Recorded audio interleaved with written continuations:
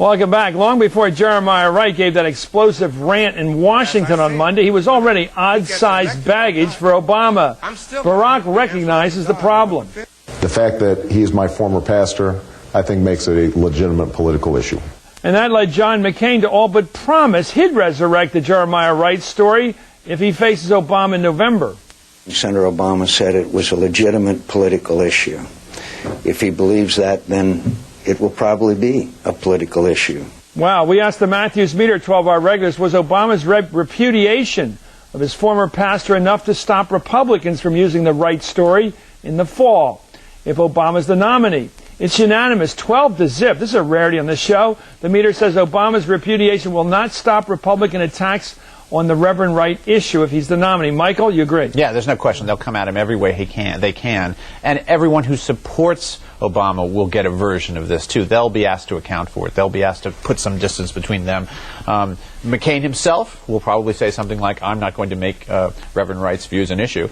But he's made it already clear that he disagrees with them. So I think you can expect the entire Republican establishment to make this issue number one unless something better comes along. Can a brilliant politician, Barack included perhaps, turn this around? Can he show that he's different, so different from the Reverend Wright that he should be elected president? Well, I think he's already shown that. I mean, he's already said before that he does not believe what Wright said. He was at church was not at church that day, but obviously he's someone who says, I want to bring the country together. Let's get beyond this issue of being divisive. Let's talk about what we have more in common than what we have in terms of our differences. So I think he's going to be able to use this as a way to bring the country together as opposed to using this as a division that the Republicans and McCain are trying to use this for. Does everybody agree with that he can turn this around, or he's going to just have to cut his losses?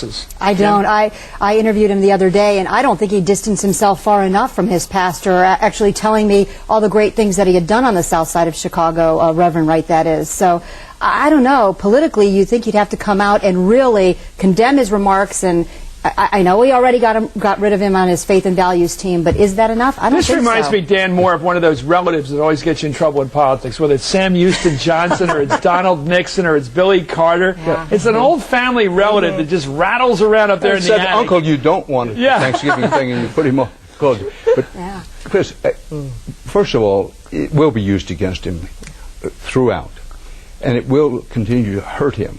Americans are by nature and character a forgiving people, but this is going to be made into much more than it ever should have. But we still have a long way to go. It'll remain big, particularly for Barack Obama, unless something bigger comes along. And with the length we still have to go through the November election, who knows what's ahead? Something bigger could come out.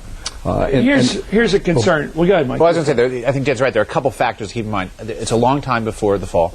It's different when it'll be against McCain, I think, because you'll never know what other issues will have come up.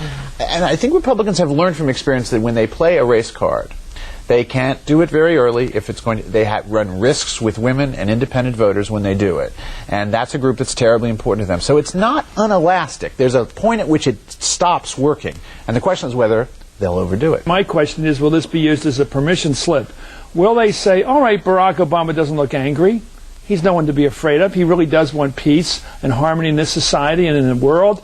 But look who he's been hanging around with, this fire-breathing minister who says, God damn America. And why wouldn't they just keep playing that? Well, obviously, they're going to keep playing it, but the issue is, and I think what I'm hearing from voters in Indiana is, when are we going to let it go? How many times does he have to say, I don't agree with that? How many times does he have to say, that is not who I am? So the question is, will the American public finally stand up and say, you know what, we believe in you, it's about the issues, we believe that on day one, you're going to take care of us in terms of jobs, the economy, the war in Iraq, as well as these gas prices. That's what people are talking about. It's about the issues. John McCain is kind of a Jack Kemp Republican. He does not want to be a divisive character. He's been, boy, was he poisoned when they went after him back in 2000 down in South Carolina. Family stuff, wife stuff, kid stuff, they threw everything at him.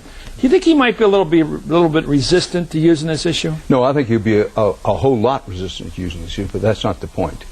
There are forces within the party and people who give money to the party who will handle this as a separate. John McCain doesn't have to come in the same area code with it, and he can denounce it. I do agree with Mike. Timing is a lot for the Republicans. They have to space this out just right because they can overplay their hand. My expectation is that they'll cool it for a while. In the latter stages of the campaign, seek to revive it big time. I think there are a lot of white people that do not, in fact, overwhelmingly do not want to be seen as racist. And if they believe they're being played that way, Mike, right, they're going to say no. Yeah, there'll be a backlash.